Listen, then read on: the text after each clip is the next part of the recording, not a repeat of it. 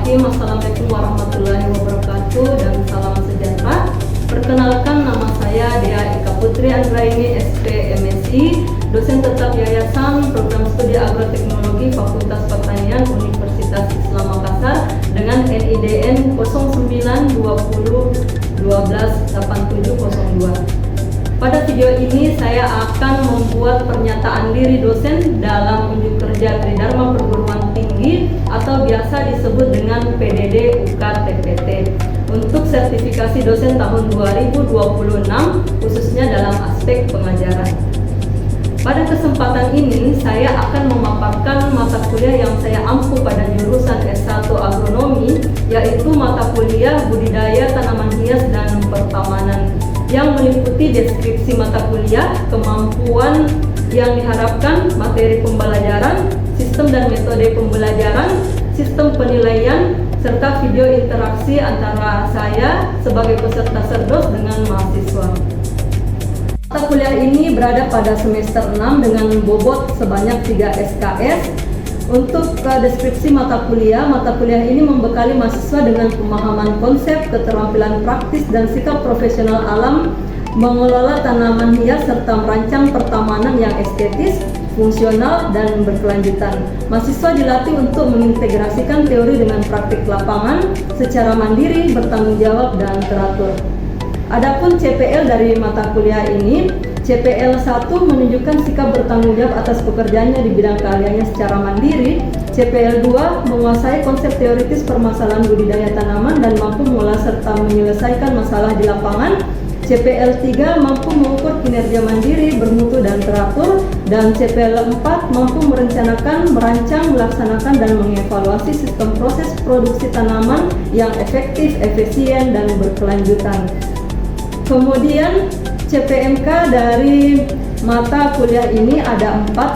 CPMK 1 yaitu menerapkan konsep teoritis budidaya tanaman hias dan pertamanan dalam praktik lapangan serta menunjukkan sikap bertanggung jawab secara mandiri. CPMK 2 menganalisis permasalahan budidaya tanaman hias dan pertamanan untuk mengelola serta menyelesaikan masalah di lapangan sekaligus mengukur kinerja secara mandiri, bermutu, dan teratur. CPMK 3 mengevaluasi hasil kinerja praktik budidaya tanaman hias dan pertamanan secara mandiri dengan menunjukkan mutu dan keteraturan sesuai prosedur ilmiah. CPMK 4 merencanakan, merancang, melaksanakan, serta mengevaluasi sistem budidaya tanaman hias dan pertamanan yang efektif, efisien, berkelanjutan, serta mengukur kinerjanya secara mandiri, bermutu, dan teratur. Mata kuliah budidaya tanaman hias dan pertamanan ini terdiri dari 8 materi pembelajaran, yaitu meliputi minggu pertama dan kedua, dasar tanaman hias, faktor tumbuh dan persyaratan lingkungan.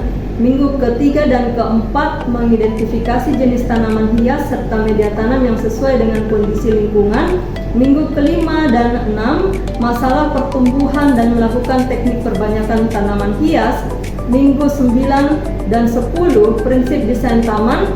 Minggu 11 dan 12 perencanaan taman. Minggu 13 dan 14 manajemen usaha tanaman hias dan pertamanan. Minggu ke-15 perancangan taman.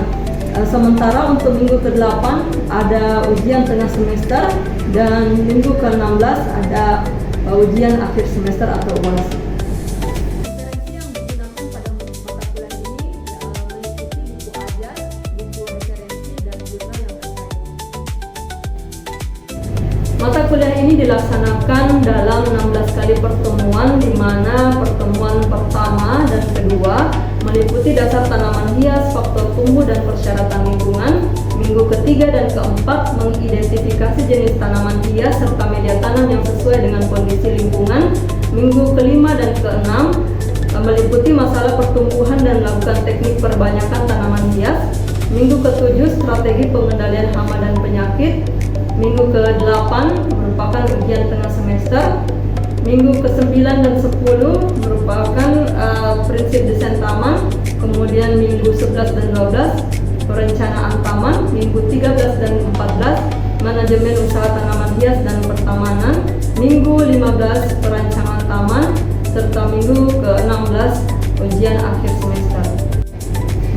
kuliah ini merupakan rumpun dari agronomi dengan bobot SKS sebanyak 3 SKS yang merupakan mata kuliah pilihan pada semester 6. Sistem pembelajaran pada mata kuliah ini dilaksanakan secara sinkronus dan asinkronus, di mana pembelajaran sinkronus dilaksanakan tatap muka dan dilaksanakan di dalam kelas, serta aplikasi pendukung seperti Zoom untuk mendukung pertemuan daring. Sedangkan asinkronus dilaksanakan melalui WhatsApp Group, Smart Campus, dan juga Nadrusu yang merupakan LMS dari Universitas Islam Makassar, dan diintegrasikan dengan LMS tersebut sebagai sarana untuk mengunduh RPS, materi, dan penugasan. Metode pembelajaran meliputi ceramah interaktif, problem based learning, project based learning, presentasi, dan peer assessment.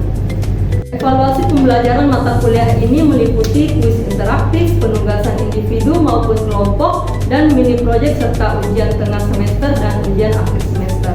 Rubrik penilaian meliputi kehadiran 20%, tugas proyek 25%, tugas 15%, kuis 10%, UTS 15%, dan UAS 15%. Sementara media pembelajaran yang sering saya gunakan meliputi buku ajar dan buku referensi budidaya tanaman hias dan pertamanan, presentasi PowerPoint, video, learning management system, lembar kerja mahasiswa, jurnal, dan materi autentik sesuai dengan bidang keilmuan mahasiswa. Berikut saya tampilkan proses pembelajaran yang saya lakukan pada mata kuliah budidaya tanaman hias dan pertamanan yang saya lakukan menggunakan metode ceramah interaktif. Bismillahirrahmanirrahim. Assalamualaikum warahmatullahi wabarakatuh. Waalaikumsalam warahmatullahi wabarakatuh. Alhamdulillah, alhamdulillahirabbil alamin. Allahumma shalli ala sayyidina Muhammad wa ala ali sayyidina Muhammad. Rabbi shrah li sadri wa yassir li amri wahlul 'uqdatam min lisani yafqahu qawli. Alhamdulillah, berkat rahmat Allah Subhanahu wa taala serta ridhonya kita diberikan kesehatan dan kesempatan untuk hadir dalam perkuliahan budidaya tanaman hias dan pertamanan. Dan saya sebagai dosen pengampu, salah satu dosen pengampu mata kuliah ini melanjutkan dari Ibu Insinyur Jamila Nesa MP yang teman-teman sudah ketemu semua ya, dari pertemuan 1 sampai dengan UTS kemarin. Jadi hari ini saya akan melanjutkan mata kuliah kita ini di pertemuan ke-9. Ini materinya materi 9 dan 10. Kemudian ya, saya tahu teman-teman pasti sudah kenal saya. Nama saya Dia Eka Putri Andraini, SP MSc, salah satu dosen yang berhome base pada prodi agroteknologi. Namun sebelum kita mulai lebih lanjut, alangkah baiknya kita kembali mengingat Allah Subhanahu wa taala, kemudian dengan berdoa dan bersalawat. Insya Allah dengan memulai segala aktivitas kita dengan berdoa dan bersalawat, itu akan memudahkan kita untuk lebih konsentrasi dan lebih mudah untuk mendapatkan pengetahuan yang bermanfaat ya. Ibaratnya seperti botol kosong, kalau kita mau mendapatkan ilmu itu kita harus kasih kosong dulu diri kita. Itu semua kesombongan yang merasa diri tak penuh dengan ilmu itu dikasih kosong dulu, kasih kosong. Terus selain kita harus seperti ibarat botol kosong, itu botol kosong meskipun kosong dia tidak akan terisi kalau dia goyang-goyang. Jadi itu ibarat konsentrasi. Kita harus konsentrasi, kita harus diam. Nah, kita mau konsentrasi tidak mungkin kita jalan-jalan atau pikiran kita kemana-mana. Kita harus diam, tenang. Dengan berdoa dan bersalawat sebelum memulai perkuliahan, itu akan membuat hati kita lebih tenang dan lebih berkonsentrasi. Itu juga untuk semua aktivitas yang teman-teman lakukan ya, untuk kita semua. Untuk itu saya memohon saudari Husnul Fadilah ya, bisa mungkin deh dipimpin untuk membaca doa dan kita akan bersalawat bersama ya. Silakan Husnul. Baik, sebelum kita memulai mata kuliah pada hari ini, ada baiknya kita berdoa terlebih dahulu. A'udzu billahi minasy syaithanir rajim. Ayo teman-teman ikuti. Bismillahirrahmanirrahim. Alhamdulillahi rabbil alamin.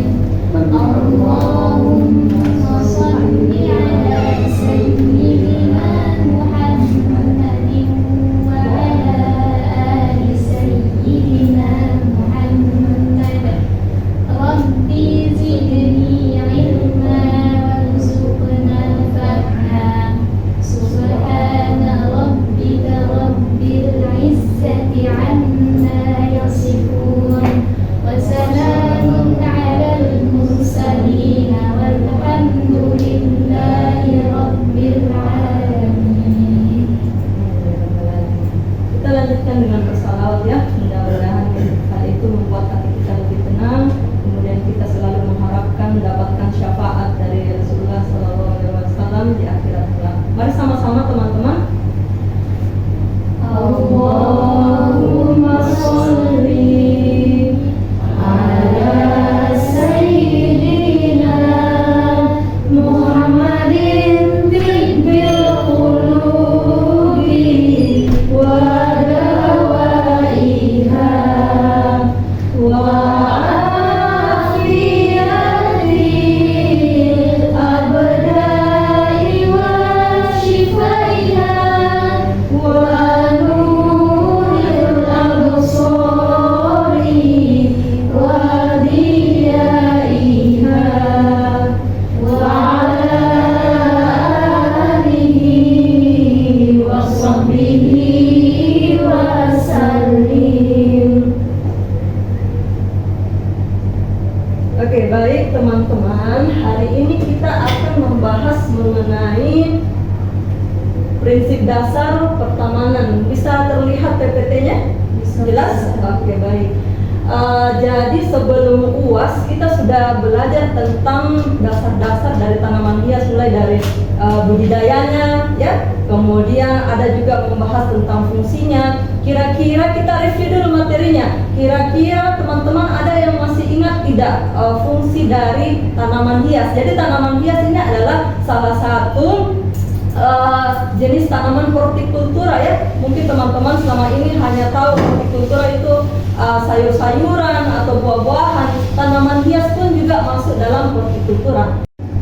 Oke, fungsi ekologis menyerap polusi, meningkatkan kualitas oksigen, mengurangi kebisingan, menjaga keseimbangan ekosistem makhluk hidup, mengurangi limpasan air hujan dan membantu resapan air tanah. Itu salah satu fungsi dari taman ya. Karena kalau full semua bangunan itu akan memungkinkan adanya air genangan pada saat turun hujan karena tidak ada lagi ruang terbuka hijau. Kemudian fungsi rekreasi, taman ini akan memberikan ruang masyarakat untuk bersantai, berolahraga. Ada yang suka pergi jogging di taman, di Unhas mungkin, atau di Syed Yusuf, atau di Karibusi dan sebagainya ya. Selain itu menjadi area interaksi dengan keluarga, teman atau komunitas. Kalau di Korea ini banyak orang datang untuk piknik ya, membawa teman dan keluarganya. Kemudian ada juga fungsi edukatif sebagai sarana pembelajaran mengenai ruang terbuka hijau, lingkungan dan ekosistem. Taman-taman tematik yang ada tema-temanya, pernah lihat taman-taman yang ada di Bandung? Kalau teman-teman lihat taman-taman yang ada di Bandung itu ada tema-temanya, ada tema olahraga, tema seni. Jadi ketika mereka mau membuat panggung-panggung seni, dia akan berkumpul pada taman yang temanya seni. Seperti itu, sangat menarik sekali ya. Itu untuk mendatangkan pengunjung. Ada elemen batu di sini, kemudian ini bak tanamnya, jalanan. Kalau teman-teman lihat di sini ada lagi misalnya tempat sampah, itu masuk elemen keras, ya. Sementara kalau soft material ini semua tanamannya. Kalau teman-teman bisa identifikasi misalnya dari ground cover rumput, ya, kemudian ada semak dan ada pohon. Itu teman-teman. Sekarang saya akan membagi menjadi beberapa kelompok ya. Mungkin kita bagi menjadi 3 kelompok. Bisa duduk dengan teman kelompoknya, mungkin dikasih rapat-rapat saja. Mungkin ini 3. Yang ini 2 saya ya, yang mau 2. Kemudian ini cewek 3 orang ya. Oke, baik.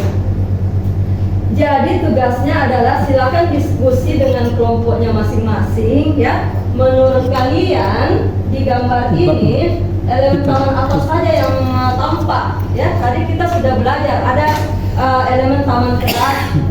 Elemen taman keras artinya soft material.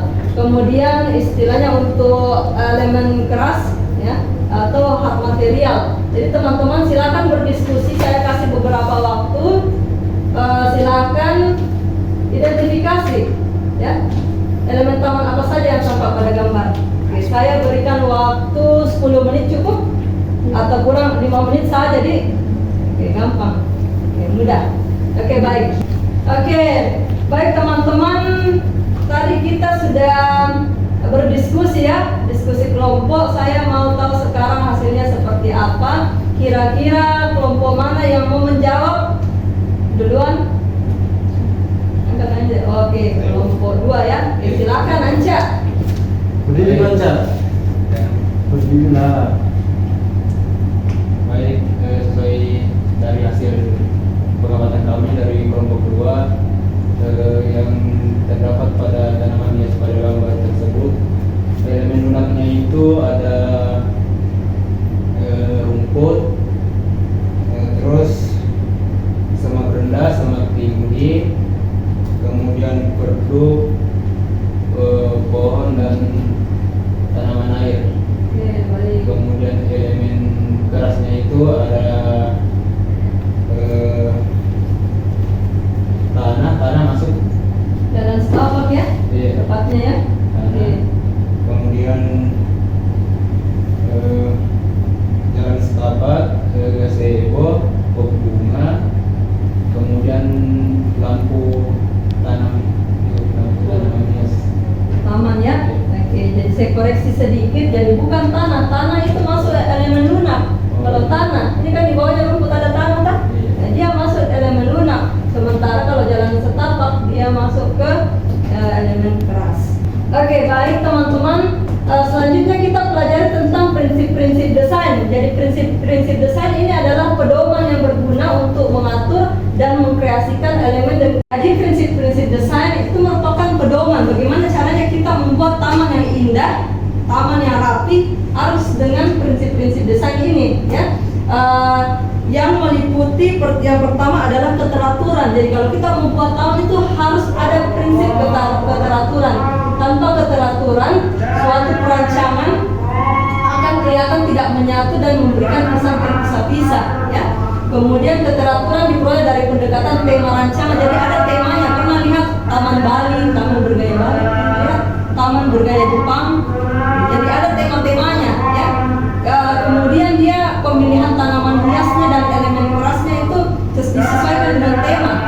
Jadi seperti itu. Jadi ada keterangan formal, informal, simetris ataupun pendekatan dari segi keteraturan bentuk. Misalnya saja keteraturan alamiah. Jadi meskipun mungkin kelihatan acak-acakan, tidak rapi, tetapi tetap ada teratur. Misalnya saja di sini ada tanaman warna hijau, terus di belakang lagi di sini teratur ada tanaman warna hijau juga. Terus di sela-selanya ada warna pink, di sini juga di lain lagi warna pink, ya seperti itu. Kemudian untuk prinsip desain selanjutnya unity atau kesatuan, yang merupakan hubungan harmonis dari berbagai elemen atau unsur yang ada dalam suatu rancangan. Kesatuan tema sebagai unsur pemersatu atau unity adalah elemen-elemen desain yang mempunyai karakter visual yang sama pada suatu rancangan. Ya, jadi kalau terlalu banyak keragamannya atau varietinya akan menghilangkan ini unity, kesatuan. Jadi tidak boleh kita terlalu banyak memakai jenis tanaman hias. Ya, karena unity-nya ini tidak akan terpenuhi. Jadi kesatuan dapat diperoleh melalui pengulaian yang teratur dari unsur desain pada tempat yang berbeda. Ya, kemudian menyederhanakan dan membatasi unsur yang digunakan, memperkecil perbedaan sesama unsur dalam komponen desain. Selanjutnya prinsip keseimbangan. Jadi keseimbangan itu bukan cuma kiri kanan seimbang, itu yang namanya seimbang, tidak.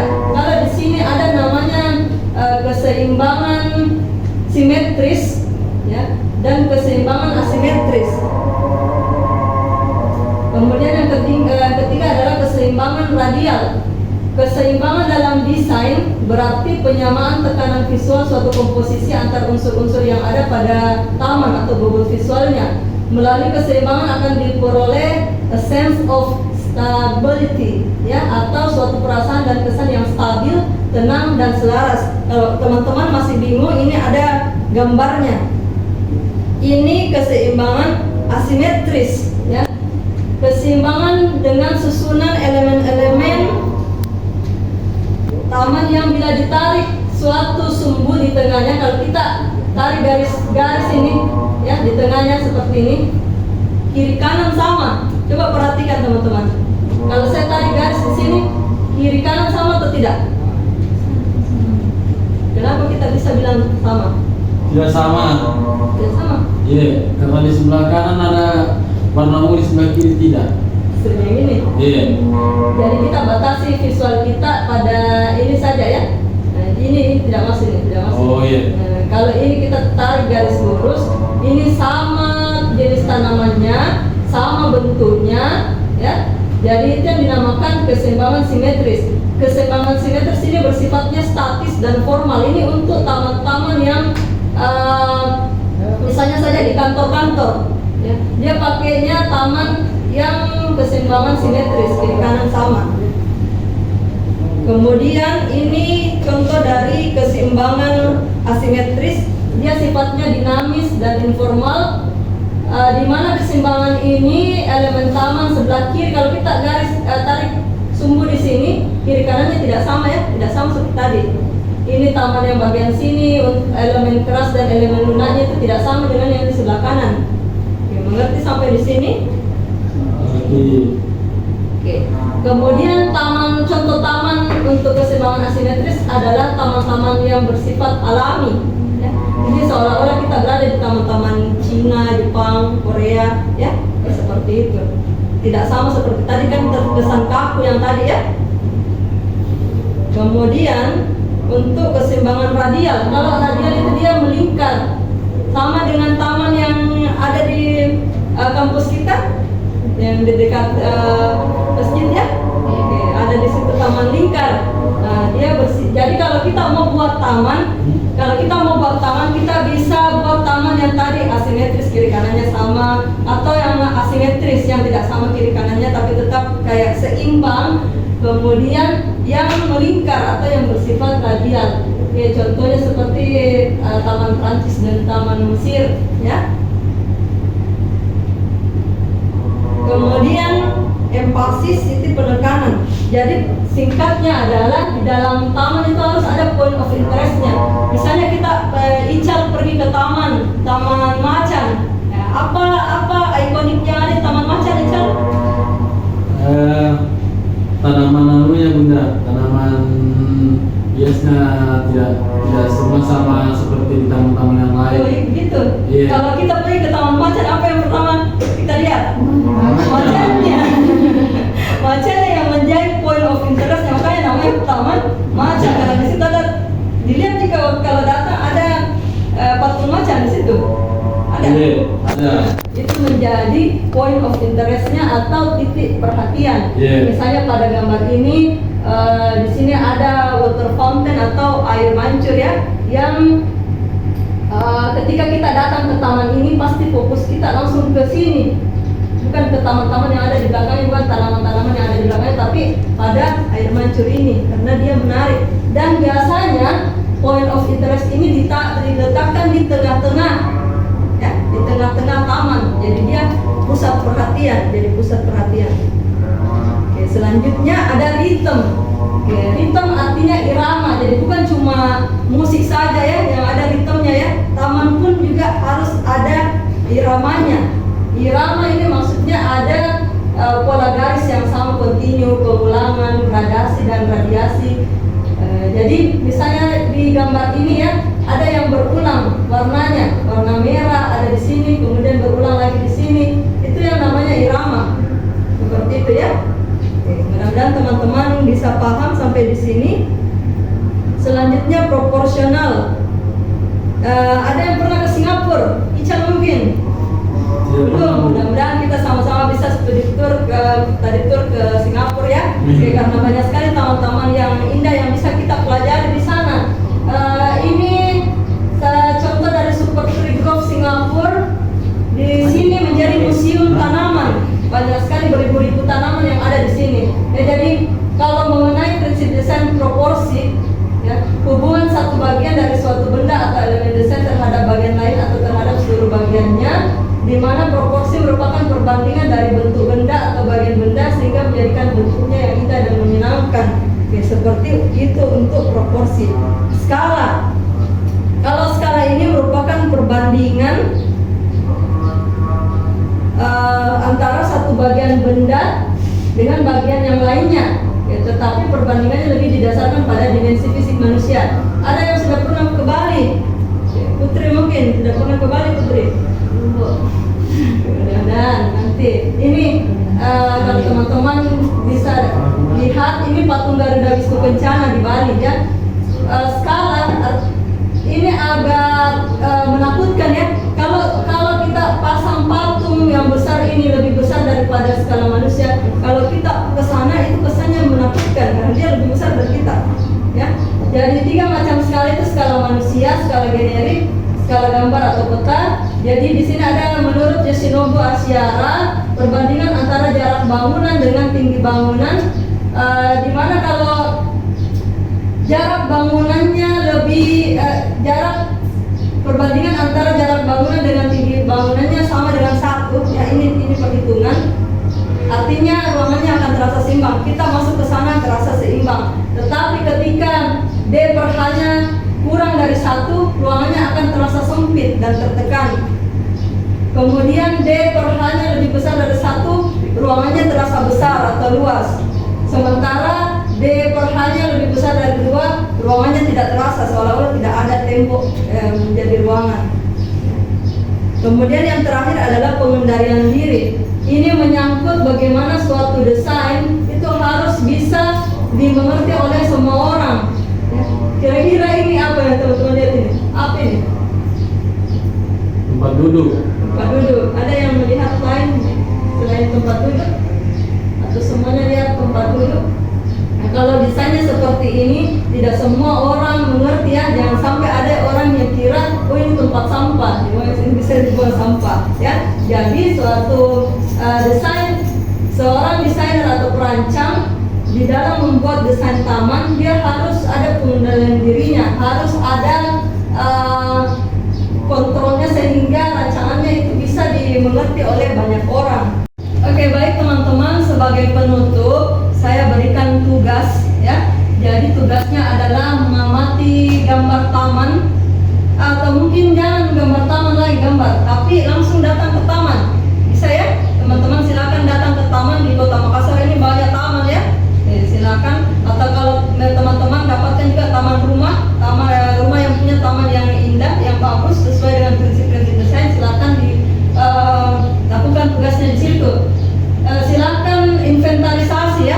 Inventarisasi elemen-elemen pada taman, ya. Kemudian kira-kira apa saja fungsi taman yang bisa dilakukan di situ? Tadi ada, ya, ekologis, kemudian tempat rekreasi, edukasi dan lainnya. Kemudian prinsip desainnya apa saja? Tadi ada beberapa prinsip desain, jelaskan, ya. Oke, silakan. Ini juga tugasnya saya akan upload ke Nadrusu, jadi silakan diperhatikan, ya. Mungkin sekian untuk pertemuan kita hari ini. Saya harapkan teman-teman mendapatkan ilmu yang bermanfaat, dan sebelum kita tutup, ya, alangkah baiknya kita kembali mengingat Allah Subhanahu wa Ta'ala sehingga pertemuan kita ini menjadi sebuah berkah dan bermanfaat. Saya mohon siapa namanya? Cika, mohon maaf Cika, ya, bisa pimpin doa sebelum kita tutup pertemuan hari ini. Silakan Cika. Baik teman-teman, sebelum kita menutup pertemuan pada hari ini, mari kita berdoa bersama-sama. A'udzubillahi minasyaitonir rajim. Bismillahirrahmanirrahim.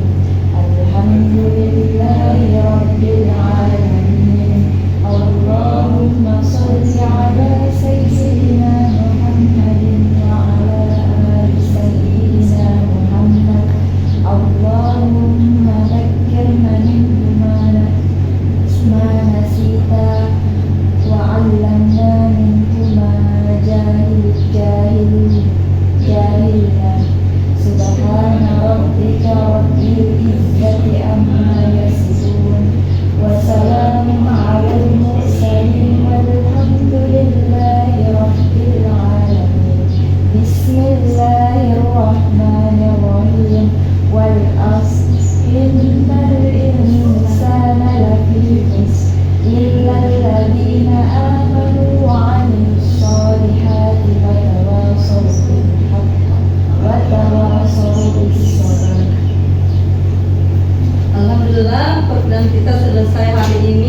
terima kasih atas kehadirannya teman-teman. Saya tutup dengan ucapan wallahul muwaffiq ila aqwamit thariq. Wassalamualaikum warahmatullahi wabarakatuh. Demikianlah video PDD UK TPT ini. Semoga bisa mendapatkan nilai yang maksimal dan bermanfaat. Sekian, wallahul muwaffiq ila aqwamit thariq. Wassalamualaikum warahmatullahi wabarakatuh.